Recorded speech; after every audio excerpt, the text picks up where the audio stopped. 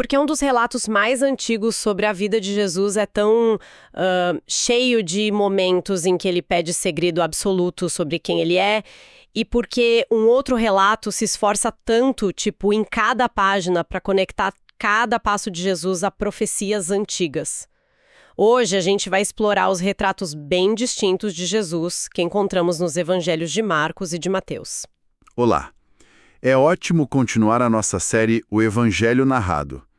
Na nossa última conversa, a gente mergulhou no chamado problema sinótico, né? Aquela relação complexa entre Mateus, Marcos e Lucas. Isso, a gente falou da hipótese das duas fontes. Exato. Que é a teoria mais aceita hoje. A de que Mateus e Lucas usaram o Evangelho de Marcos e também uma outra fonte, uma coleção de ditos de Jesus, que os estudiosos chamam de fonte Q. Que nos permite fazer exatamente o que a gente vai fazer hoje. Olhar para cada evangelho não como uma biografia simples, mas, sei lá, como uma obra de arte com um propósito muito claro. Perfeito. Cada autor ou a comunidade por trás dele pegou esse material que circulava e o esculpiu para criar um retrato único de Jesus com uma mensagem teológica bem específica. E essa é a nossa missão aqui. Analisar a fundo os dois primeiros evangelhos do cânone. A gente vai tentar desvendar o famoso segredo messiânico em Marcos e depois entender por que Mateus estava tão focado em apresentar Jesus como o cumprimento definitivo das escrituras hebraicas. E para isso, a gente se baseia em materiais acadêmicos que estudam justamente a formação e a teologia do Novo Testamento. Ótimo. Então vamos começar pelo começo, por Marcos. A maioria dos estudiosos o considera o primeiro evangelho a ser escrito. Sim, provavelmente por volta do ano 70 depois de Cristo. E a primeira coisa que chama a atenção é o ritmo. É uma narrativa que não para, super ágil, cheia de ação. As fontes descrevem o estilo dele como simples e direto, quase como uma história contada numa reunião popular, sabe? Dá para imaginar isso. Totalmente. Ele usa a palavra imediatamente o tempo todo, o que dá essa sensação de urgência, de que as coisas estão acontecendo agora. E a autoria? Quem escreveu? Bom, a tradição mais antiga que a gente tem vem de um bispo do século II chamado Pápias. Ele diz que Marcos foi o intérprete de Pedro. Agora, essa palavra intérprete é curiosa. O que significa um tradutor, um secretário? Pois é, a gente não sabe ao certo, mas a ideia é que ele teria escrito as memórias do apóstolo Pedro, talvez não numa ordem cronológica perfeita, mas com cuidado de não omitir nada importante que ele ouviu. E é aí que a coisa em Marcos fica realmente interessante, o tal do segredo messiânico. Ao longo de todo o texto, a gente vê um padrão se repetindo. Jesus faz algo incrível, um milagre, uma cura, e a primeira ordem dele é: não conte a ninguém. Chega a ser curioso. Parece o segredo menos bem guardado da história. As fontes acadêmicas até organizam isso de forma bem clara. Jesus impõe silêncio a 3 grupos específicos. Quais seriam? Primeiro, os demônios. Em Marcos, eles sabem quem Jesus é. Eles gritam: "Tu és o Filho de Deus", e Jesus os cala na hora. O testemunho deles, vindo de uma fonte impura, não é o que ele quer. Faz sentido. E os outros 2? O segundo grupo são as pessoas que ele cura. Depois de curar um leproso, ele diz: "Olha, não fale nada a ninguém". Depois de ressuscitar a filha de Jairo, ele ordenou-lhes expressamente que ninguém o soubesse. Mas as pessoas obedeciam? Quase nunca. Elas ficavam tão maravilhadas que saíam contando para todo mundo, o que, claro, só aumentava a fama dele e complicava o ministério. O que me leva à pergunta óbvia. Por que fazer isso? Parece contraproducente. Seu objetivo é que as pessoas acreditem, por que mandar todo mundo ficar quieto? Essa é a pergunta de $1 milhão. E é a chave para entender o Evangelho de Marcos. A resposta está no terceiro grupo que ele manda calar a boca: os próprios discípulos. Ah, essa é a parte mais estranha. Exato. No centro do Evangelho, no capítulo 8, Pedro finalmente acerta. Ele diz: "Tu és o Cristo". E qual a reação de Jesus? Ele os proíbe severamente de falar sobre isso com qualquer pessoa. E logo em seguida, pela primeira vez, ele começa a ensinar que o Filho do Homem precisa sofrer, ser rejeitado e morrer. Ah, então o segredo não é sobre a identidade em si, mas sobre o tipo de Messias que ele é. Exatamente. Ele não quer ser visto como um Messias poderoso, um rei guerreiro que vai expulsar os romanos. Essa era a expectativa popular. E uma expectativa perigosa. Perigosamente incompleta. Para o autor de Marcos, os milagres atraem multidões, mas criam a ideia errada. O segredo messiânico é um recurso tanto literário quanto teológico para retardar a revelação da identidade de Jesus até que ela possa ser entendida do jeito certo. E o jeito certo para Marcos é através do sofrimento. É através do paradoxo de um Messias que sofre e morre na cruz. A verdadeira identidade dele não está no poder, mas na aparente fraqueza da cruz. Então quem pode revelar essa identidade? Quem tem autoridade para falar? São poucas vozes e muito bem escolhidas. No começo, no batismo, uma voz do céu diz: "Tu és o meu filho amado." No meio do livro, na transfiguração, a mesma voz celestial repete: "Este é o meu filho amado. Ouçam-no." Mas e os humanos? Aí que está a grande virada de Marcos. A confissão humana decisiva, o momento em que alguém finalmente entende o segredo, vem do lugar mais improvável possível. Não é de um discípulo, não é de um líder judeu, vem de um centurião romano. Um soldado, gentil, ao pé da cruz. Ao ver Jesus morrer daquele jeito, ele declara: "É verdade, este homem era o Filho de Deus." A cruz é a chave que desvenda o mistério. Uau! É uma reviravolta incrível. A chave para entender Jesus está onde ninguém esperava, na cruz, e é um estrangeiro que a encontra. Isso me faz pensar em Mateus, que parece ter uma abordagem quase oposta. Se Marcos é todo sobre o segredo, a revelação gradual, Mateus parece querer gritar as credenciais de Jesus do alto dos telhados, não é? É uma ótima maneira de colocar. A diferença de tom é gritante. Se Marcos é um filme de ação com um mistério no centro, Mateus é um épico didático meticulosamente organizado. Didático, gostei dessa palavra. Sim, porque ele quer ensinar. O autor de Mateus, que a tradição diz ser o apóstolo, mas que os estudiosos veem mais como um escriba judeu-cristão anônimo, ele usa Marcos como esqueleto, mas expande, reorganiza e principalmente insere 5 grandes blocos de ensinamentos de Jesus, o mais famoso sendo o Sermão da Montanha. E por que essa mudança de estratégia? O que estava acontecendo com a comunidade de Mateus que exigiu um evangelho tão diferente de Marcos? O contexto é tudo. O Evangelho de Mateus foi escrito provavelmente nos anos 80, 1 ou 2 décadas depois de Marcos. E nesse meio tempo, algo gigantesco aconteceu.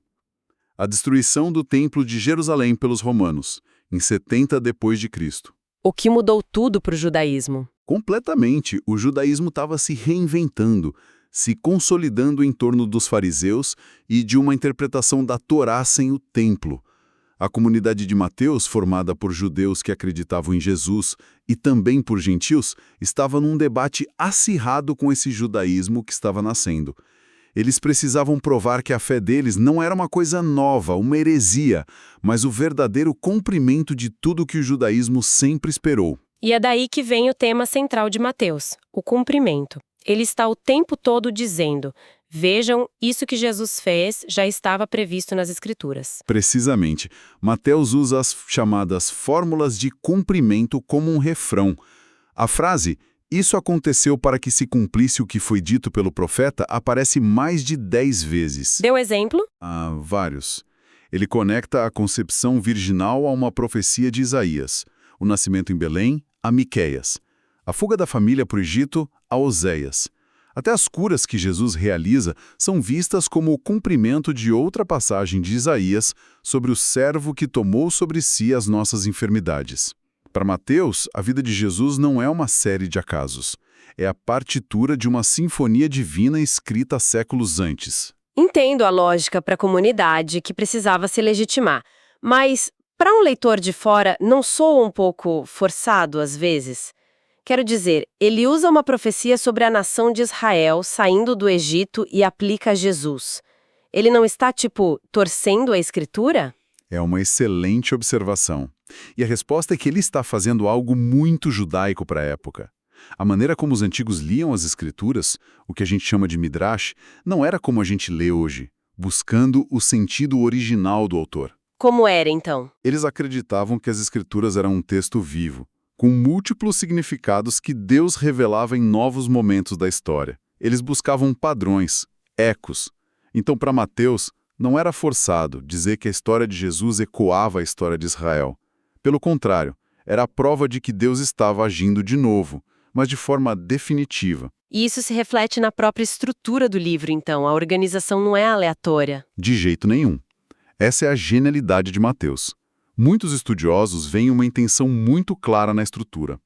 O Evangelho tem, como eu disse, 5 grandes discursos de Jesus. O Sermão da Montanha, o discurso de envio dos discípulos. Isso, as parábolas do reino, o discurso sobre a vida em comunidade e o discurso sobre o fim dos tempos. 5. E por que 5? A teoria mais forte é que Mateus está criando um paralelo direto com os 5 livros da Torá, o Pentateuco, os livros de Moisés. Uau! Ele está apresentando Jesus como o novo Moisés. Sem a menor dúvida. O paralelo é construído desde a primeira página. A genealogia o liga a Abraão e Davi, os pilares de Israel. A infância dele ecoa a de Moisés. Um rei tirano tenta matá-lo num massacre de bebês e ele é salvo. Ele sai do Egito, assim como Moisés liderou o povo para fora do Egito. E o mais importante, ele sobe ao monte para entregar a nova lei no Sermão da Montanha, uma imagem espelhada de Moisés no Monte Sinai. Isso muda completamente a imagem de Jesus.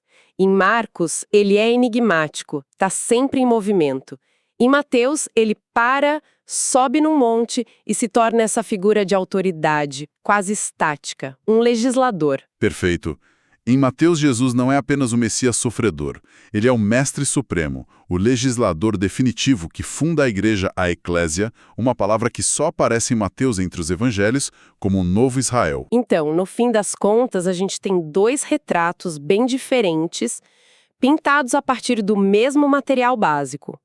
Em Marcos, um Jesus misterioso, urgente, cuja verdadeira identidade só pode ser revelada na fraqueza da cruz, e em Mateus, um Jesus majestoso, o grande mestre que cumpre cada detalhe da história e da profecia de Israel. E a razão para essa diferença, como aponta um pesquisador chamado Raymond Brown, não é que um está certo e o outro errado. É que cada evangelista era, antes de tudo, um pastor para sua comunidade. Brown diz que cada um organizou o material que recebeu para retratar Jesus de um jeito que respondesse às necessidades espirituais da sua comunidade específica. Ou seja, não são biografias no nosso sentido moderno. São ferramentas para a comunidade. Cada evangelho é uma caixa de ferramentas teológica montada para resolver os problemas daquele grupo. Exatamente. A gente consegue deduzir as preocupações da comunidade pelos temas que o autor enfatiza. Se Marcos fala tanto de sofrimento e incompreensão, é um sinal de que a audiência dele, talvez cristãos em Roma enfrentando perseguição, estava sofrendo. Eles precisavam de um Messias que validasse essa experiência. E a de Mateus? A comunidade de Mateus, em seu debate com o judaísmo rabínico, precisava de um Messias que fosse a autoridade final, o novo Moisés, que pudesse dizer com segurança: vocês ouviram o que foi dito aos antigos, eu, porém, lhes digo. Para a gente recapitular, então. Mergulhamos hoje nos evangelhos de Marcos e Mateus. Vimos como Marcos, o pioneiro, nos apresenta esse segredo messiânico, onde a identidade de Jesus só é compreendida na cruz e por um soldado romano. E vimos como Mateus, o mestre construtor, reorganiza tudo para provar que Jesus é o cumprimento de toda a esperança de Israel, o novo Moisés. E isso abre uma porta fascinante para nós, não é? A gente viu como Marcos e Mateus não tiveram medo de pegar a tradição que receberam e moldá-la para que ela falasse poderosamente ao seu próprio tempo e lugar. E isso leva a uma reflexão. Se para a comunidade de Mateus, Jesus era o novo Moisés, e para a de Marcos, o servo sofredor, que novos significados e compreensões surgem quando nós, no século XXI, lemos esses mesmos textos a partir do nosso próprio contexto, com as nossas próprias crises, perguntas e desafios. A tarefa de interpretar esses retratos, de certa forma, nunca termina. Ela é passada para cada nova geração.